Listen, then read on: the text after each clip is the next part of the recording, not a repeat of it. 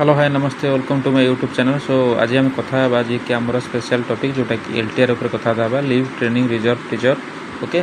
तार सब्जेक्ट देश कौन प्रिलिमिनरी एग्जामिनेशन विषय जोटा कि 12 तारिख तार नोटिफिकेशन आसाला ये 12/2/2025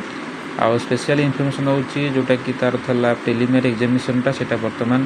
तार चारिटा कैटेगरी नहीं प्रिलिमिनरी एग्जामिनेशन हम जो 4टा कैटेगरी सर्टलिस्ट कैंडिडेट हे मेन रिटन एग्जामिनेशन क्वालिफाई करेंगे। प्रथम है टीजीटी आर्ट्स पिला प्रिलिमिनरी एग्जामिनेशन देवे और जो मैंने टीजीटी ओडिया पकई थे देवे और जो टीजीटी साइंस पीसीएम पकई थे प्रिलिमिनरी एग्जामिनेशन देवे और जो मैंने सीबीजेड पकई थे देवे माने ये 4टा कैटेगरी पिला जो मैंने प्रिलिमिनरी बसवे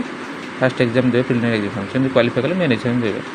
अच्छा जो प्रिलिमिनरी एग्जामिनेशन बर्तमान यहाँ कनेक्ट कर 23/3/2025 23/3/2025 ऑल ओवर ओडिशा कनेक्ट कर स्पेशल हो ओएमआर मोड हम यहाँ को आपको सीबीटी कर ओएमआर मोड्रे आपको परीक्षा कनेक्ट कर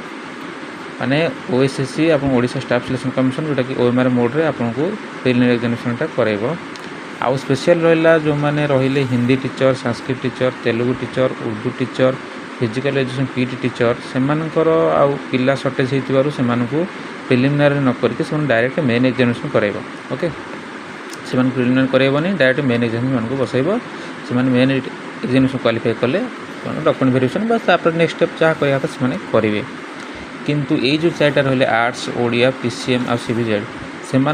प्रिलिमिनरी कर क्वालिफाई कले मेन को जी मेन पर तार नेक्स्ट स्टेप आपको जी आउ कारण एम पिला अधिका होती आर्ट्स ओडियार आ पीसीएम सीबीजेड बहुत पिला अप्लाई कर बहुत पिला आरएसटी अप्लाई करते एथर बहुत पिला भी अप्लाई कर जहाँद्वारा कि कलना ठू अधिका हाँ पर प्रिलिमिनरी करने पड़े